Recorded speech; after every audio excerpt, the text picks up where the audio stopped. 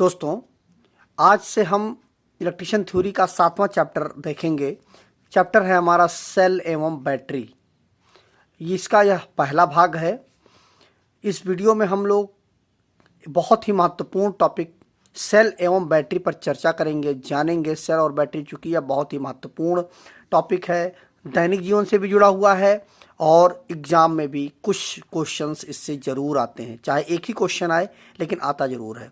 तो बहुत ही महत्वपूर्ण टॉपिक है। इसके विषय में डिटेल में हम ये समझते हैं। तो इसका जो पहला टॉपिक हमारा आता है इलेक्ट्रोलिसिस। अब इलेक्ट्रोलिसिस क्या है?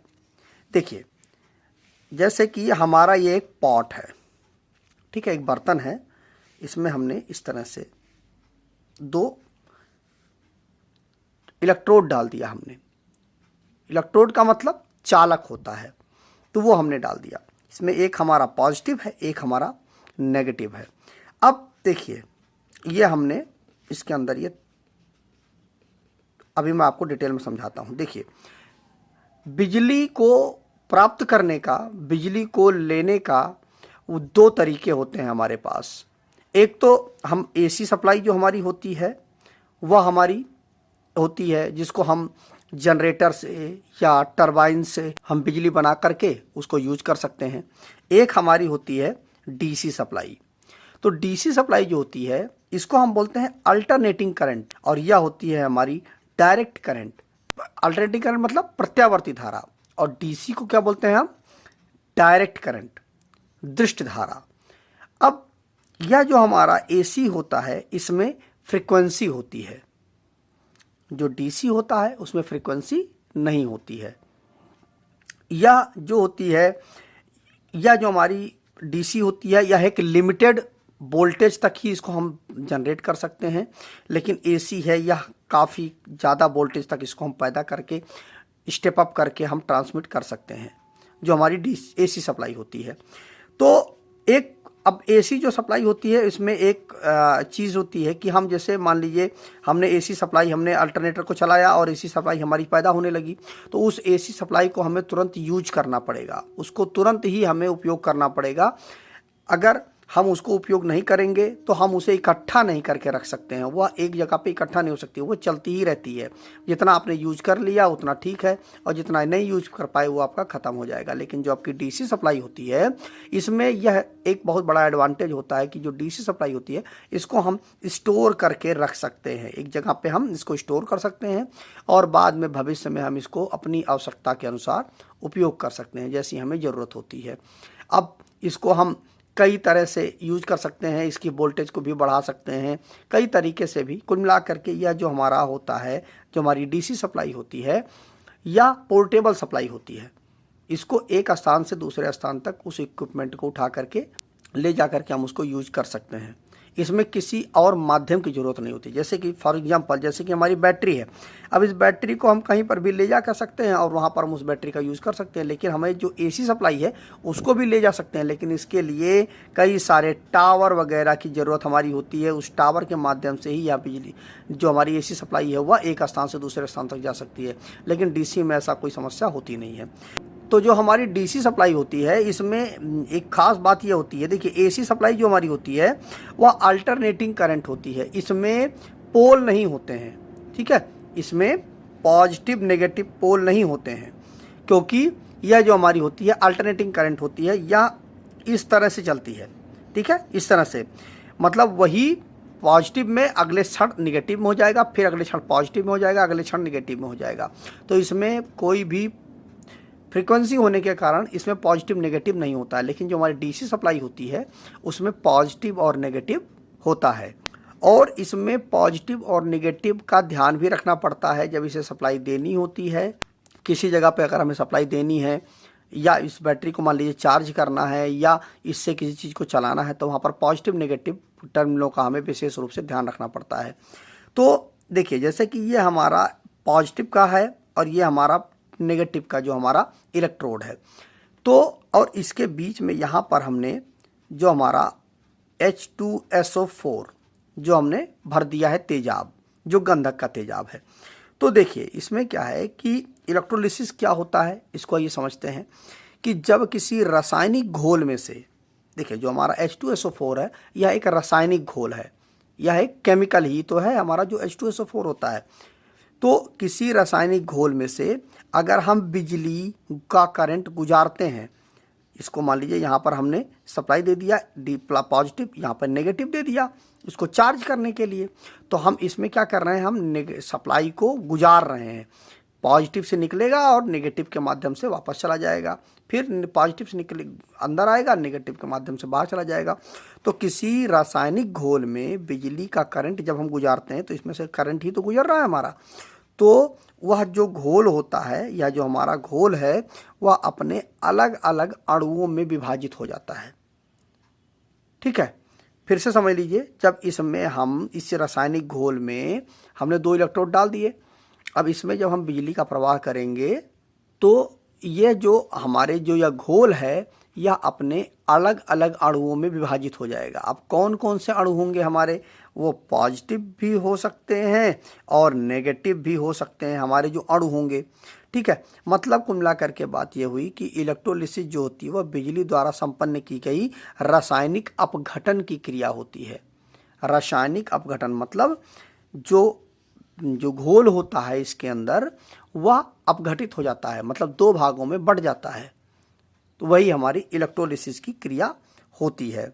मतलब ये हुआ कि कुल मिलाकर के बात ये आती है कि अगर इसको एक और तरीके से हम समझें कि वे पदार्थ जिनका कण संचालन करंट के, मतलब इसमें जो घोल होता है ना उसमें 2 प्रकार के होते हैं कि मतलब वो पदार्थ जिनका कण, इनके जो ये कण होते हैं, मतलब पॉजिटिव है नेगेटिव है, ये जो कण होते हैं इनका जो संचालन होता है करंट के प्रवाह से प्रभावित नहीं होता है। अगर इसमें करंट का प्रवाह अगर हम करते हैं तो ये प्रभावित नहीं होंगे।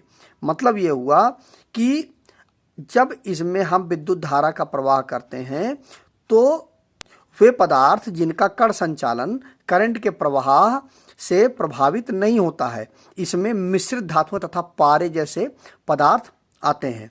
ऐसे पदार्थ जिनमें किसी प्रकार का कोई भी प्रभाव नहीं होता है, जब इनमें से करंट गुजरता है तो इनकी भौतिक तथा रासायनिक स्थिति में ताप बढ़ने को छोड़कर और कोई भी परिवर्तन नहीं होता है। इसमें केवल जब आप करंट गुजारते हैं 2 प्रकार के होते हैं, इसमें पहला वाला जो होता है उसमें केवल और केवल टेम्परेचर बढ़ेगा और किसी भी प्रकार का कोई भी परिवर्तन नहीं होगा। इन चालकों में जितने इलेक्ट्रॉन एक तरफ से प्रवेश करते हैं उतने ही दूसरी तरफ से बाहर निकल जाते हैं, जो एक पहले नंबर के पदार्थ होते हैं, जो कि जिसमें से मिश्र धातुएं हैं या पारा है उसमें ये चीज़ें आ जाती हैं। मतलब जितने इलेक्ट्रॉन यहाँ से एंट्री करेंगे उतने ही इलेक्ट्रॉन यहाँ से बाहर निकल जाएंगे, मतलब किसी प्रकार का इसमें इन पर कोई प्रभाव नहीं पड़ता। लेकिन जो दूसरा सेकंड वाला जो हमारा होता है उसमें क्या होता है कि वे चालक जिनका करंट प्रवाह से रासायनिक अपघटन हो जाता है, इनमें जिनमें कुछ प्रकार के ऐसे होते हैं जिनमें एक तो होता है जिनमें किसी प्रकार का कोई प्रभाव नहीं पड़ता, लेकिन दूसरे में क्या होता है कि जैसे ही आप इसमें से करंट का प्रवाह करेंगे वो तुरंत अपने आयनों में विभाजित हो जाएंगे, मतलब अपघटित हो जाएंगे। तो वे पदार्थ जो करंट को निकलने देते हैं, अपने अंदर से निकलने देंगे तभी तो, लेकिन जो हमारा पहला वाला है जो हमारे मिश्र धातु या ये सब है उनमें क्या होता है वो अपने अंदर से करंट को निकलने ही नहीं देते हैं, तो निकलने नहीं देंगे तो कोई अपघटन नहीं होगा। लेकिन जो अपने अंदर से करंट को निकलने देते हैं तो जब निकलने देंगे तभी तो अपघटन की क्रिया होगी, तो तथा साथ ही इसका रासायनिक अपघटन हो जाता है। जब करंट निकलेगा तो इसका रासायनिक अपघटन निश्चित बात ही हो जाएगा हमारा, को हम इलेक्ट्रोलिसिस कहते हैं। तो उस क्रिया को इलेक्ट्रोलिसिस कहते हैं। पहले वाले को हम इलेक्ट्रोलिसिस नहीं करेंगे जिसमें चूंकि करंट ही नहीं प्रवाहित हो पा रही है तो वो तो हो ही नहीं सकती इलेक्ट्रोलिसिस की क्रिया। लेकिन जिसमें करंट का प्रवाह कराने से और करंट प्रवाहित हो जाए, जब करंट प्रवाहित हो जाएगी तो जब करंट प्रवाहित होगी तो अपने आप जो उसके जो आयन्स हैं वो अलग अलग विभाजित हो जाएंगे। ऐसा देखा गया है कि जो शुद्ध जल होता है हमारा, शुद्ध जल वो जो होता है एल्कोहल होता है तथा मिट्टी का तेल या करंट के जो होते हैं वो कुचालक होते हैं। मतलब शुद्ध जल होगा, मिट्टी का तेल होगा, एल्कोहल होगा, ये विद्युत के कुचालक हैं। पर तेजाब प्लस पानी प्लस नमक का घोल अगर पानी में मिला दिया जाए आदि में करंट प्रवाहित हो जाता है। अगर आपका शुद्ध जल है ना, शुद्ध जल है, अगर इसमें आप नमक मिला दें तो यह विद्युत का सुचालक हो जाएगा, लेकिन अगर वह शुद्ध जल है तो वो विद्युत का कुचालक रहेगा। ठीक है, अगर कोई भी अशुद्धि आप जब तक नहीं मिलाएंगे तब तक वह कुचालक ही रहेगा, और जैसे अशुद्धि मिलाएंगे तो वह तुरंत सुचालक बन जाएगा। तो करंट का प्रवाह हो सकता है। इस प्रकार कुचालक पदार्थों को ही हम इलेक्ट्रोलिसिस कहा जाता है। जो भी हमारे कुचालक पदार्थ होते हैं उन्हीं में हम इलेक्ट्रोलिसिस की क्रिया करा सकते हैं। क्या होता है कि जो हमारा शुद्ध पानी होता है, शुद्ध जल होता है, या विद्युत का कुचालक है, तो इनमें आसानी से करंट जो हमारा प्रवाहित नहीं हो पाएगा। अगर हम यहाँ पर शुद्ध पानी डाल दें और इसमें हम विद्युत धारा का प्रवाह करें तो यह विद्युत धारा इसमें से प्रवाहित नहीं हो पाएगी। तो अब हम करते क्या हैं कि अब जब इसमें हम करंट गुजारने के लिए हम क्या करेंगे, इसमें शुद्ध जल है हमारा, तो इसमें हम बूंद बूंद करके पानी में हम इस शुद्ध जल में हम तेजाब को हम बूंद बूंद करके H2SO4 को हम डालेंगे इसमें बूंद बूंद करके। तो क्या होगा, उस तेजाब की वजह से यह पानी जो है हमारा, पहले क्या था, शुद्ध जल था, बाद में क्या होगा, यह अशुद्ध जल में बदलता चला जाएगा धीरे धीरे। जैसे आप जब आप इसमें तेजाब में पानी डालेंगे, इसमें शुद्ध जल में आप तेजाब बूंद बूंद करके डालेंगे तो यह धीरे धीरे जो तेजाब की जो अशुद्धियाँ हैं इस पानी में घुलने लगेंगी और यह अशुद्ध पानी होता चला जाएगा। तो अशुद्ध होने की वजह से फिर इसमें जो करंट का जो रास्ता है वह हमारा अपने आप बन जाएगा। तो इसमें से फिर आसानी से जो करंट है वह हमारा प्रवाहित हो जाएगा। इसीलिए जो इलेक्ट्रोलाइसिस की क्रिया होती है, इलेक्ट्रोलाइसिस की, उसमें क्या होता है, जो हमारा इलेक्ट्रोलाइट कैसे हम बनाते हैं, आप आगे पढ़ेंगे भी कि इलेक्ट्रोलाइट बनाने के लिए क्या तरीका होता है कि शुद्ध जल हमारा जो होता है, एग्जाम में बहुत पूछ लिया जाता है, ये क्वेश्चन नॉर्मल सा क्वेश्चन है लेकिन बहुत ज़्यादा पूछा जाता है। तो वह क्यों होता है, वो इसीलिए होता है, समझ लीजिए कि जो हमारा शुद्ध जल होता है उसमें हम बूंद बूंद करके जो हमारा इलेक्ट्रोलाइट वो हमारा तेजाब होता है उसको हम इस पानी में, शुद्ध पानी में डालते हैं बूंद बूंद करके, जिससे क्या होता है कि पहले यह जो हमारा पानी होता है वह शुद्ध पानी होता है, तो इसमें यह विद्युत का कुचालक होता है, इसमें से विद्युत धारा का प्रवाह नहीं हो पाएगा। तो उस कंडीशन को ख़त्म करने के लिए इसमें विद्युत धारा का प्रवाह होने लगे, इसमें हम क्या करते हैं, बूंद बूंद करके तेजाब डालते हैं। तो तेजाब होता है वो हमारा एक कंडक्टर होता है, ठीक है, सुचालक होता है। अब यह पानी जो हमारा वो कुचालक है, तो पानी शुद्ध पानी है तो यह कुचालक हो गया। इसमें बूंद बूंद करके जब हम तेजाब को डालेंगे तो इसमें कंडक्टिविटी आने लगेगी इस पानी में। इसीलिए जो इलेक्ट्रोलाइट की क्रिया होती है, इसीलिए शुद्ध जल में हम बूंद बूंद करके पानी डालते हैं, तो इससे क्या होता है, पानी की जो अशुद्ध में जो है अशुद्धियाँ मिला देते हैं, जिससे यह पानी जो होता है हमारा वो कंडक्टर की तरह बिहेव करने लगता है और इसमें विद्युत धारा का प्रवाह होने लगता है। तो यही चीज़ होती है कि इलेक्ट्रोलाइट की जो क्रिया होती है, इसीलिए उसमें हम बूंद बूंद करके ही तेजाब डालते हैं। जब गंधक का तेजाब जो हमारा H2SO4 होता है उसमें पानी को हम डालते हैं तो उसके अणु दो भागों में विभाजित हो जाते हैं, क्योंकि जब इलेक्ट्रोलाइसिस जब हम बूंद बूंद करके डालेंगे तो इसमें अशुद्धियाँ आ जाएंगी, तो अशुद्धियाँ आ जाएंगी तो इसमें विद्युत धारा का प्रवाह होने लगेगा। तो निश्चित बात है वह अपने अलग अलग अणुओं में विभाजित हो जाएगा, दो भागों में विभाजित होएगा। इन भागों को हम आयंज बोलते हैं।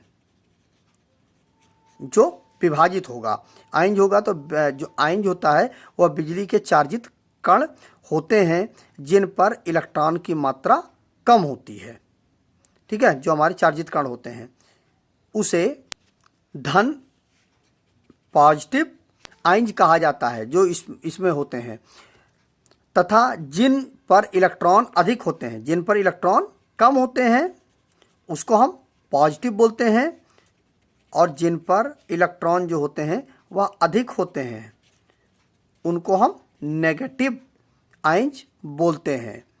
वे ऋण या नेगेटिव आयंज होते हैं। किसी पदार्थ के अपने आयंज में विभाजित हो जाने की क्रिया को हम आयनाइजेशन कहते हैं, ठीक है। जब इसके जो अणु हैं वो विभाजित हो जाएंगे अलग अलग आयंजों में, दो भागों के आयंजों में विभाजित हो जाएंगे, तो उसको हम क्या बोलेंगे, आयनाइजेशन बोलेंगे, ठीक है। तो उसको क्या बोलेंगे, आयनाइजेशन। उसको एग्जाम में भी आप अक्सर पूछ लिया जाता है, तो ये चीज़ें आप दिमाग में रखिएगा कि आयनाइजेशन क्या होता है। जब इसमें विद्युत धारा का प्रवाह करते हैं तो यह अपने आयंजों में दो अलग अलग आयंजों में टूट जाता है, उसी क्रिया को हम आयनाइजेशन बोलते हैं। अब अगला जो है हमारा इलेक्ट्रोलाइट,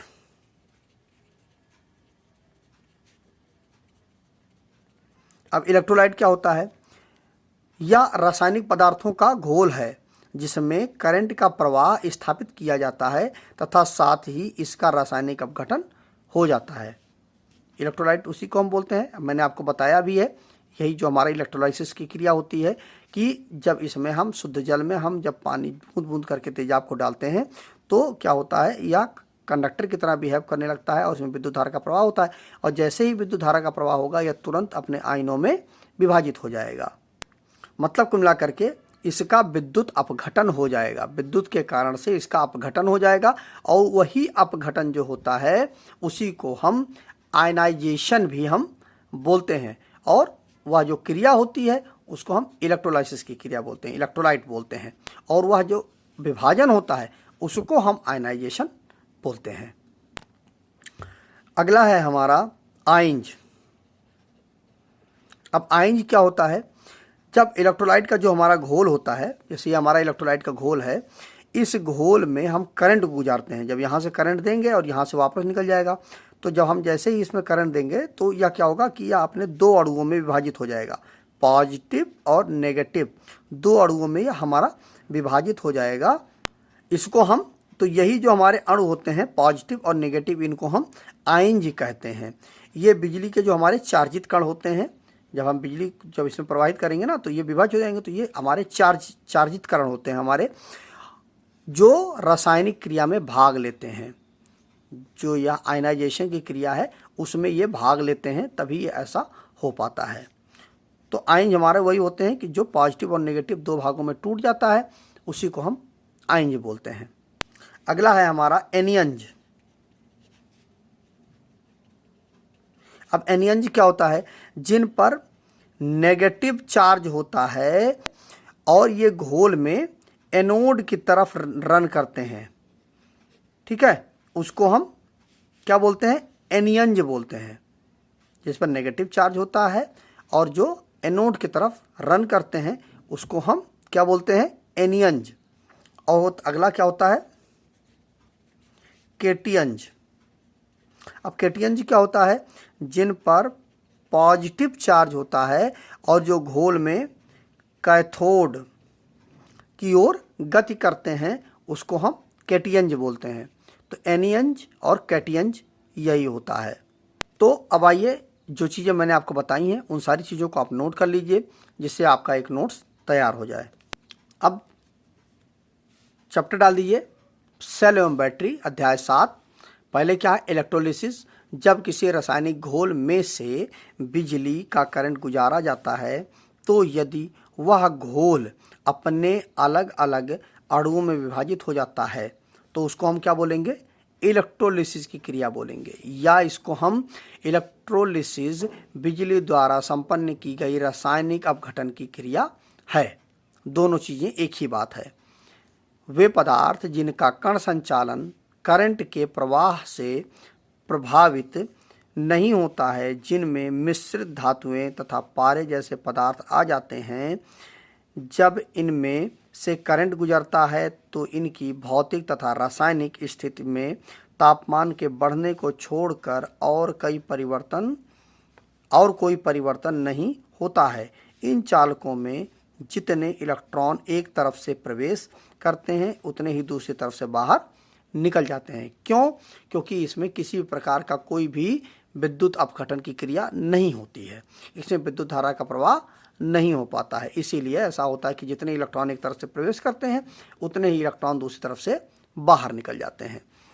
दूसरा क्या है? वे पदार्थ जिनका करंट प्रवाह से रासायनिक अपघटन हो जाता है, वे पदार्थ जो करंट को निकलने देते हैं तथा साथ ही इसका रासायनिक अपघटन हो जाता है, को इलेक्ट्रोलाइट्स कहा जाता है। जिनका विद्युत अपघटन हो जाता है उनको हम इलेक्ट्रोलाइट्स बोलते हैं। ऐसा देखा गया है कि शुद्ध जल, एल्कोहल तथा मिट्टी का तेल करंट के कुचालक हैं, पर तेजाब प्लस पानी प्लस नमक, पानी में अगर नमक मिला दें का घोल आदि करंट का प्रवाह हो सकता है। इनमें करंट का प्रवाह हो सकता है। क्यों? क्योंकि इसमें अशुद्धियाँ आ जाती हैं, इसीलिए इनमें करंट का प्रवाह हो सकता है। इस प्रकार कुचालक पदार्थों को ही इलेक्ट्रोलाइट कहा जा सकता है। जो शुद्ध जल होता है हमारा, उसमें विद्युत धारा का कोई भी प्रभाव नहीं होगा, लेकिन जब उसमें हम बूंद बूंद करके तेजाब मिलाते हैं तो उसमें क्या होता है, विद्युत धारा का प्रवाह होने लगता है। शुद्ध पानी बिजली का कुचालक है।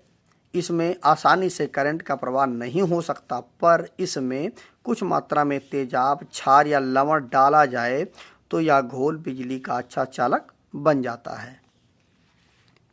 मतलब जब तक अशुद्धियाँ नहीं मिलाएंगे आप, तब तक वह विद्युत का सुचालक नहीं बनेगा। जब गंधक का तेजाब H2SO4 पानी में डाला जाता है तो इसके अणु दो भागों में विभाजित हो जाते हैं। इन भागों को आयंज कहा जाता है। आयंज बिजली के चार्जित कण होते हैं। जिन कणों पर इलेक्ट्रॉन की मात्रा कम हो जाती है उसे धन या पॉजिटिव आयंज कहा जाता है, तथा जिन कणों पर इलेक्ट्रॉन अधिक होते हैं वे ऋण या नेगेटिव आयंज होते हैं। किसी पदार्थ के अपने आयंज में विभाजित हो जाने की क्रिया को आयनाइजेशन कहते हैं। जब वो दो भागों में विभाजित हो जाते हैं पॉजिटिव नेगेटिव में, तो उस क्रिया को हम आयनाइजेशन बोलते हैं। इलेक्ट्रोलाइट क्या होता है? यह रासायनिक पदार्थों का घोल है जिसमें करंट का प्रवाह स्थापित किया जा सकता है तथा साथ ही इसका रासायनिक अपघटन होता है। आयंज क्या होता है? जब इलेक्ट्रोलाइट के घोल में करंट गुजरता है तो इसके अणु दो भागों में विभाजित हो जाते हैं। इनको आयंज कहा जाता है। ये बिजली के चार्जित कण हैं जो रासायनिक क्रिया में भाग लेते हैं। एनियंज क्या है? एनियंज जिन पर नेगेटिव चार्ज होता है, ये घोल में एनोड की तरफ गति करते हैं, उसको हम एनियंज बोलते हैं। और कैटियंज क्या होता है? जिन पर पॉजिटिव चार्ज होता है, ये घोल में कैथोड की ओर गति करते हैं, उसको हम कैटियंज बोलते हैं। तो आज की इस वीडियो में हमने इन कई टॉपिकों पर चर्चा किया। अगली वीडियो में हम एनोड, कैथोड तथा एटॉमिक भार, कई सारे टॉपिकों पर चर्चा करेंगे, उसको डिटेल में समझेंगे। तो आज की इस वीडियो में बस इतना ही। मिलते हैं एक नए वीडियो में। नमस्कार दोस्तों।